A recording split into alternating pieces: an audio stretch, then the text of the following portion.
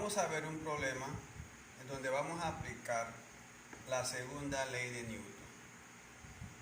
Ya vimos la primera ley de Newton, que trata sobre la inercia o el equilibrio, ya sea dinámico o equilibrio estático.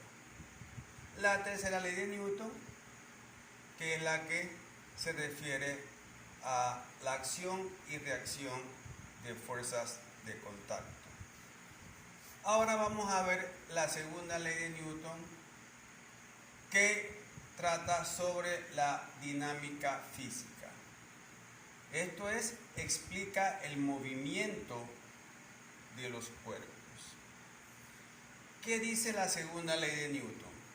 La segunda ley de Newton dice que la fuerza resultante que actúa sobre un cuerpo, sea M1 o sea M2, es igual al producto de la masa por la aceleración que sufra ese cuerpo.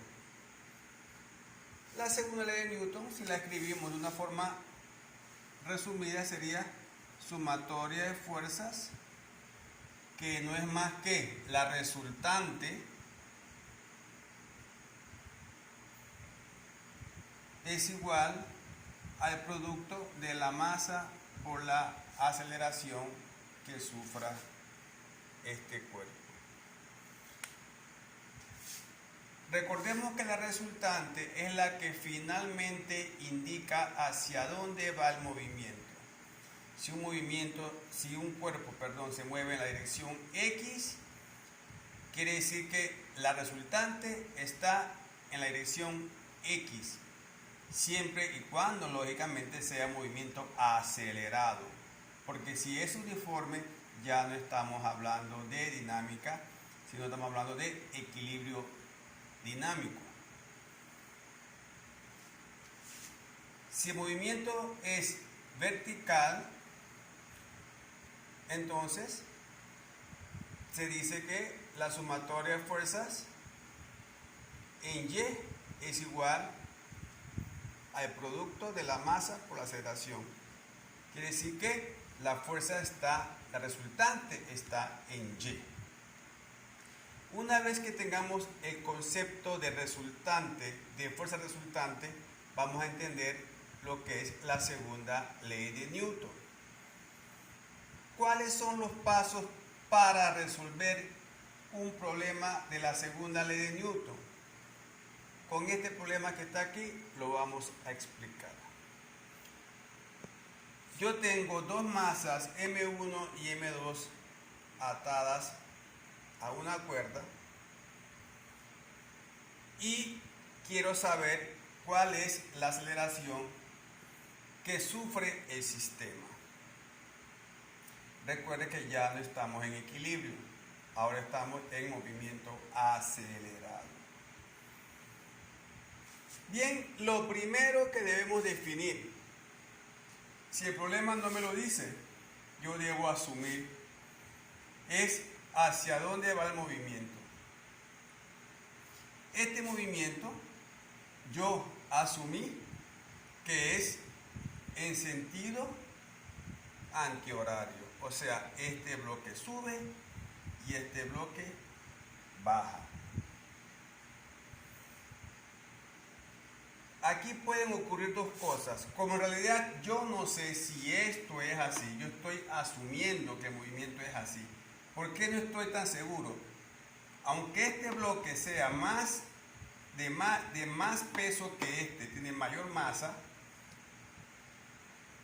este bloque está apoyado al plano inclinado, por lo tanto existe una fricción. Así que eso le va a robar, por decir así, capacidad de arrastre con respecto a este. Pero yo voy a asumir mismo así que este bloque está bajando y que este está subiendo. Noten algo. Si yo al asumir este movimiento hallo al final una magnitud de aceleración negativa, quiere decir que lo que yo asumí no es lo correcto. Y si el problema tiene fricción, tengo que volver a hacer el problema nuevamente. Ahora, en el caso de que no haya fricción, no hay ningún problema, porque si yo asumo un movimiento sin fricción y me da la magnitud negativa, ya yo sé que de seguro el movimiento es contrario. No tengo que hacer el problema nuevamente. ¿Por qué? Porque me va a dar lo mismo, solo que con la A positiva. Recuerden, siempre y cuando no haya fricción. Si hay fricción y yo asumo un movimiento, ya sea antihorario u horario, y me da negativa, quiere decir que tengo que hacer el problema nuevamente en el sentido opuesto. Vamos a suponer que en este problema el movimiento es antihorario.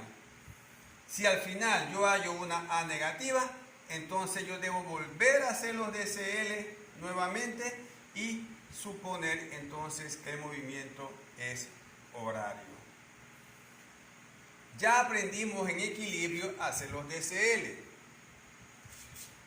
Entonces, como yo estoy suponiendo que el sistema se mueve así, la fricción para este bloque M1 es subiendo el plano. Al hacer el DCL me queda algo como esto que está aquí.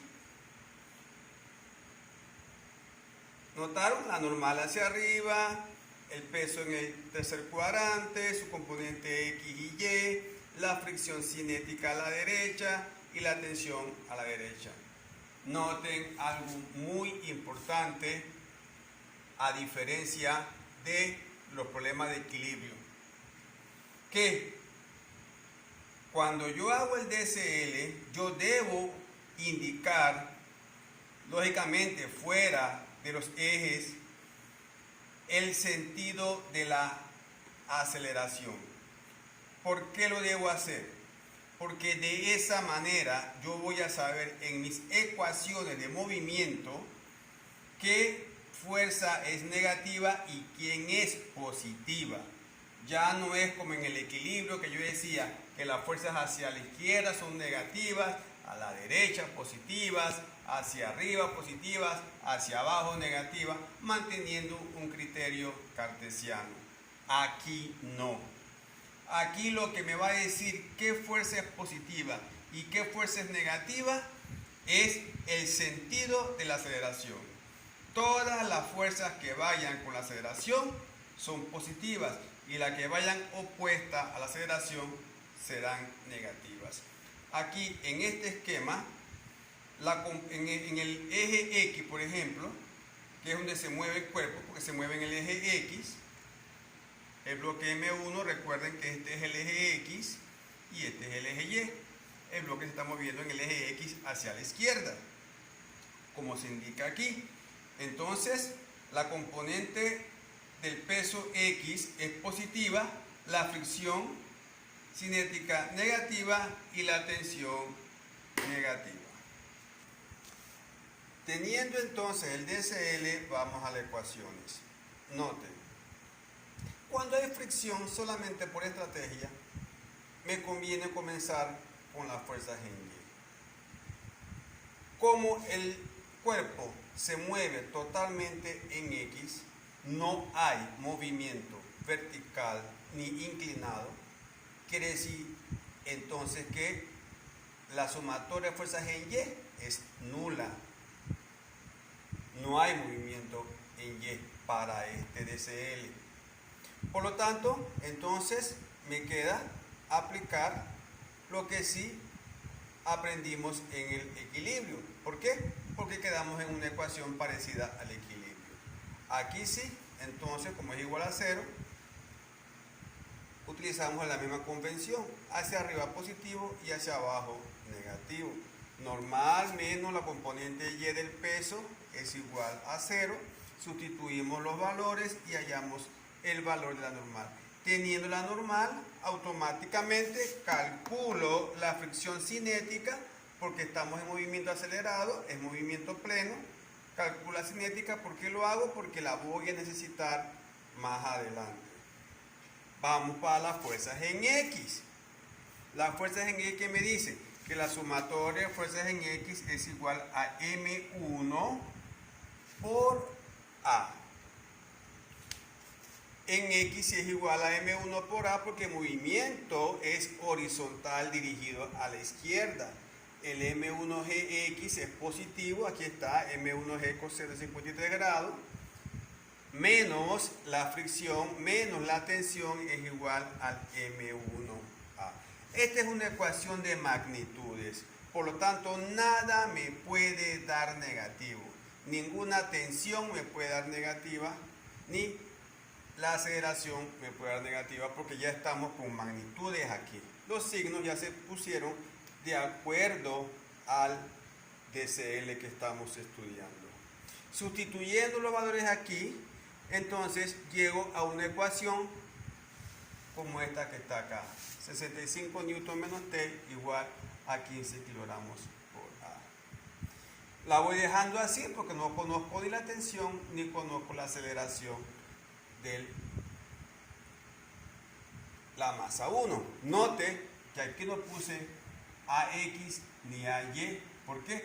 Porque esta magnitud es total, ya que el cuerpo se mueve para el M1, el cuerpo se mueve en X únicamente, o sea que su aceleración total está en X, por lo tanto aquí no requiere ponerse AX, se pone A únicamente porque es la magnitud total de la aceleración para el bloque M1.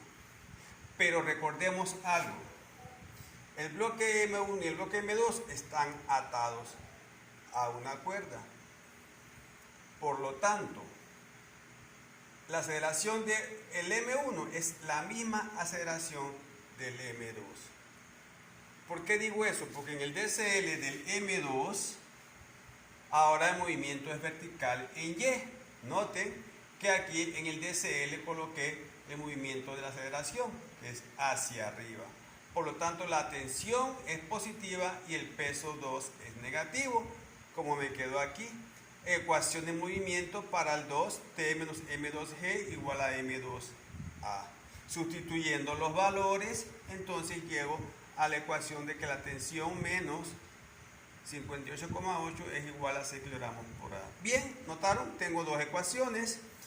Y les recuerdo, la A aquí tampoco pongo AY ni nada. ¿Por qué? Porque el bloque 2, su movimiento es totalmente en Y.